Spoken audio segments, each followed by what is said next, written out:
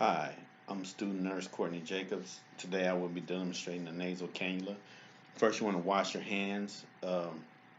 Hand hygiene, especially important in these days. Times always been important, but really paramount today. The COVID thing going on. You want to identify your patient, provide privacy. You want to assess. As a nurse, it's important that you know your rooms, know your facility, have an oxygen source available. Make sure you got a Christmas tree attached. Not all oxygen sources are going to have a Christmas tree. Uh, Room might be broke. Flow meter might be broke. Room might be not sanitized. Someone could already be in the room using that room. You might need to attach this oxygen source fairly quickly, including the nasal cannula. So you want to make sure that your room is oxygen prep ready. So first, I'm going to remove my nasal cannula from the package, and you're going to see here that some instructions are available. Uh, you know, training is good, but it's also good to know something about people who make these things. Doesn't hurt to read. Um, First of all, you're going to explain this to your patient. Explain your procedure. You wash your hands. You provide privacy. You identify your patient. You never know what situation this patient's in. Even if they had a nasal cannula before, they could be a little bit nervous. You're about to insert something into someone's body, whether it's medication or tubing or any type of nursing intervention. You want to explain what you're doing. It can be kind of creepy. You just step into a room and you start doing stuff. Even if the patient is a doctor or a nurse or, like I said, you never know what situation the person in. Could have dementia, could have amnesia. You want to create that rapport, that bedside manner with that patient. So I want to connect this tubing to that Christmas tree that I know is there because I've already assessed this room, or I've already verified that I got an oxygen source and that my flow meters work. So I connect this to that Christmas tree.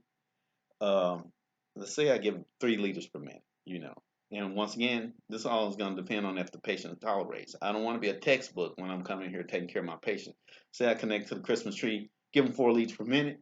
Patient doesn't tolerate. Do I keep giving them 4 liters per minute? No.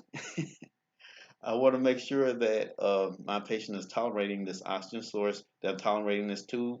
They could say this hurts. Patient could start to aspirate.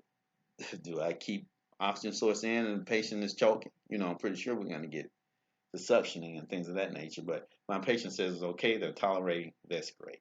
So connected to my Christmas tree, 3 liters per minute. And now I want to connect the nasal cannula. And if you look at this nasal cannula, you see it curves backwards. And so you want to make sure it curves back because the nasopharyngeal airway goes back and kind of round. First time mistake, or sometimes people, it's a trauma situation, people put this on wrong. And if it's curved upward, you're just oxygenating the epithelial cells of the nose.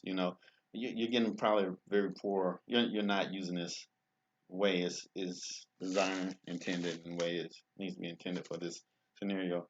So you want the prongs to kind of go into the nasopharyngeal airway so that oxygen can flow down into the lungs. So and this is a patient. You don't want to just jam it on them, but you want to make sure that it's in there.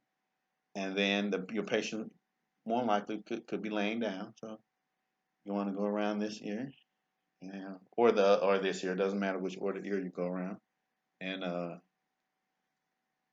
And then you can ask the patient, how does that feel? If the patient can talk, that's a huge advantage. The patient's going to tell you, hey, that feels great. I've never had a nasal cannula put around my ears like that. Then all of a sudden, you want to tighten this up a little just to the patient comfort. How does that fit?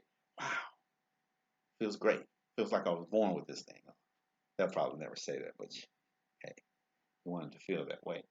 Now that I got this on, this is tubing. This could be tight. Eventually, this could cause sores. The patient could be like, hey, man, I need a break from this thing. I'm starting to get irritated. And also, this is going into the nose. So that oxygen is an actual force. So you don't have to lubricate or uh, uh, give the patient some therapy for the inside of their nares. And you also definitely want to pad this tubing if it's too tight or let the patient take a break, loosen this up. Patient comfort is huge here.